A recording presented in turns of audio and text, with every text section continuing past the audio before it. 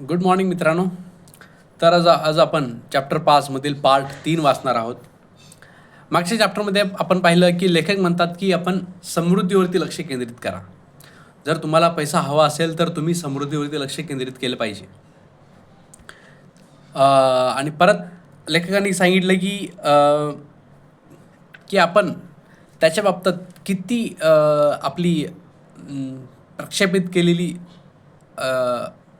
प्रक्षेपित केलेली जी ऊर्जा आहे ती किती सकारात्मक आहे, त्याच्यावरती तो जो मिळणारा धन आहे तो तुम्हाला किती लवकर किंवा किती लेट भेटेल किंवा वेळ करेल. तर मित्रांनो, आज आपण वाचणार आहोत पैसा मिळवण्यासाठी काय करावं लागेल, काय स्टेप आहेत त्यासाठी. तर लेखक म्हणतात की असा विचार करा की माझ्याकडे गरजेपेक्षा अधिक पैसा आहे, संपत्ती अमर्याद आहे आणि ती माझ्याकडे येण्याच्या मार्गावर आहे. Me money magnet, me money चुंबक आहे. पैसे आकर्षित करणारा जणू लोहचुंबक आहे. मला पैसा आवडतो आणि मी पैशाला, किंवा माझे पैशावर भरपूर प्रेम आहे आणि पैशांचंही माझ्यावर तितकंच प्रेम आहे. मला रोज भरपूर पैसा मिळत आहे. धन्यवाद, धन्यवाद युनिवर्स, थँक्यू. असं स्वतःशी दररोज बोला.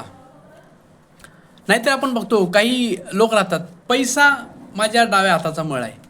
पण आपल्याकडे एक ती म्हण आहे, घरात नाही दाना आणि हवालदार म्हणा. तर मित्रांनो, असं नाही आहे. पैसा डाव्या हाताचा मळ नसतो. पैसा ही खूप इम्पॉर्टंट वस्तू आहे. तर मित्रांनो, पैशाबाबतीत तुमचे विचार कसे आहेत याच्यावरती तुमच्याकडे पैसा येणार की नाही येणार या गोष्टी होत राहतात.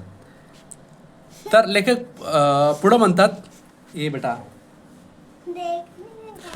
तर मित्रांनो, लेखक म्हणतात पैसा मिळवण्यासाठी पैसा द्या.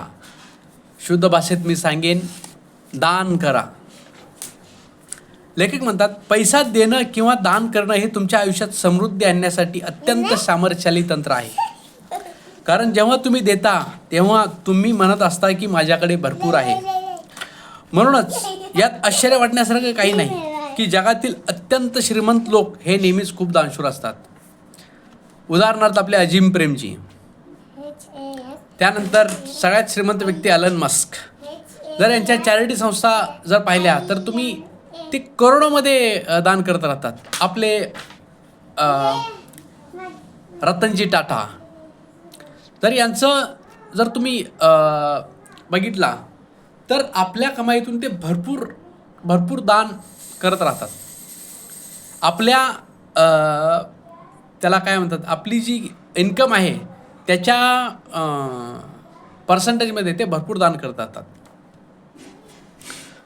जर तुम्हाला वाटत असेल माझ्याकडे देण्यासाठी पैसा नाही, तर ओहो, तुम्ही थांबा. आता तुम्हाला कळेल तुमच्याकडे पुरेसा पैसा का नाही ते. जेव्हा तुम्हाला वाटत असतं की तुमच्याकडे दान करण्याइतका पैसा नाही, तेव्हा तर आवर्जून द्या. ज्या अर्थी तुम्ही दान करून स्वतःची निष्ठा दर्शवित आहात, त्या अर्थी आकर्षणाचा नियम तुम्हाला देण्यासाठी आणखी देतो. तर मित्रांनो, लेखक म्हणतात की तुम्ही असा विचार करूच नका की माझ्याकडे देण्यासाठी पैसा अजिबात नाही आहे. तर मित्रांनो, आपण ज्यावेळेस असा विचार करतो की माझ्याकडे देण्यासाठी नाही आहे, तर त्यावेळेस आपण काय युनिवर्सला काय सांगत राहतो की माझ्याकडे पैसा नाही आहे, तर तुमच्याकडे पैसा येणारच नाही आहे. तुम्ही असा विचार अजिबात करू नका की माझ्याकडे पैसा नाही आहे. तुमच्याकडे जर 10 रुपये असतील, इमॅजिन करा तुमच्याकडे 10 रुपये असतील, तर त्यातलं तुम्ही 1 रुपया दान करा. 10,000 असतील तर 10 रुपये दान करा. 1,00,000 असतील तर 1,000 दान करा. तर मित्रांनो, देणं हे सगळ्यात पहिली मोठी पायरी आहे. जर तुम्ही दान द्याल तर तुमच्याकडे पैसा नक्कीच आकर्षित होईल, असं लेखक म्हणतात. श्रीमंत व्यक्ती या भरपूर प्रमाणात दान करत राहतात आणि त्यांच्याकडे श्रीमंतीचा ओघ हा पैशाचा वेव किंवा संपत्तीचा ओघ हा वाहतच राहतो. जर तुम्ही बघितला तर या जगामध्ये श्रीमंत लोक हे श्रीमंतच होत जातात, कारण त्यांचे विचार हे तसे राहतात.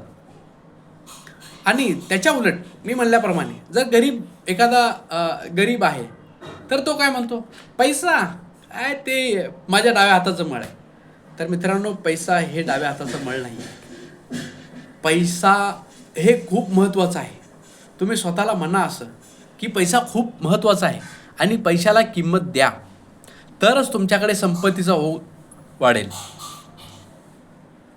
देणं आणि त्याग करणं यामध्ये खूप मोठा फरक आहे. दान हे सुखद भावनांनी भरून केलेलं, संतुष्ट मनानं दिलं जातं. मात्र त्याग करताना भावना तितक्या चांगल्या नसतात. याबद्दल मनात अजिबात गोंधळ होऊ देऊ नका. ही दोन विरुद्ध टोक आहेत. एकामुळं चांगल्या भावना निर्माण होतात आणि दुसऱ्यामुळं त्या होत नाहीत. तर मित्रांनो, काय राहतं की ज्यावेळेस आपण दान करत राहतो त्यावेळेस या दोन प्रकारच्या भावना असतात. तर मित्रांनो, ज्यावेळेस आपण दान देतो त्यावेळेस निर्मळ मनाने दान द्या.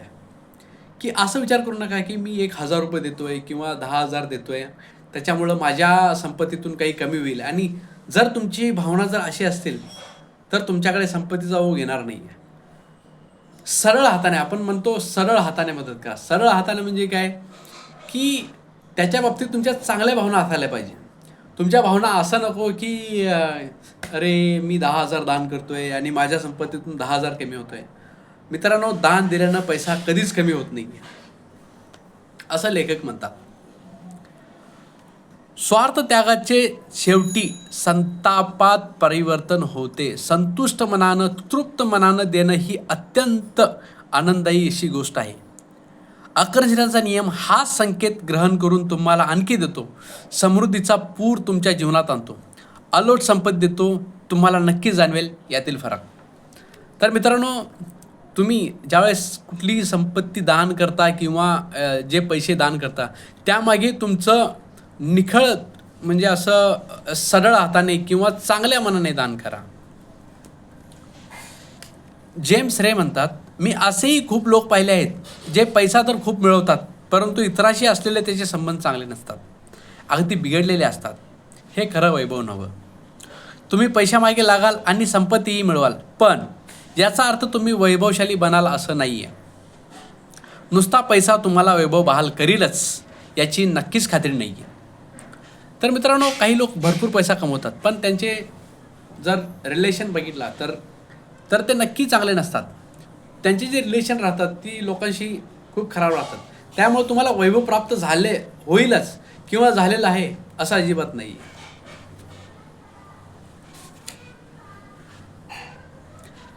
जर तुम्हाला आणि मला पण लेखक म्हणतात की जर तुम्हाला असं शिकवलं गेलं असेल की पैसा मिळवणं हे आध्यात्मिकदृष्ट्या चांगलं नाही आहे तर ही गोष्ट पूर्णतः चुकीची आहे आणि तुमच्या मनातून ती काढून टाका. की लोकांची मानसिकता अशी राहते की एखाद्याने जर पैसा कमवला तर तो वाईट मार्गानेच कमवला असेल. तर मित्रांनो, ही जी तुमची मानसिकता आहे ही काढून टाका.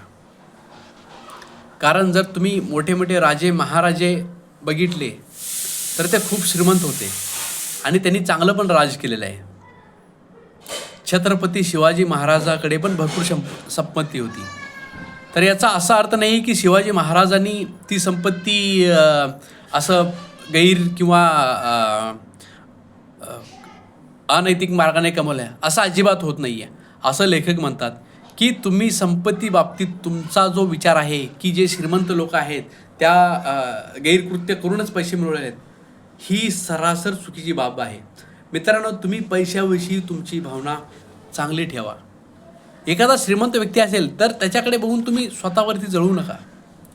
तुम्ही त्याला आणखीन भरपूर संपत्ती त्याच्याकडे येऊ दे अशा शुभेच्छा द्या.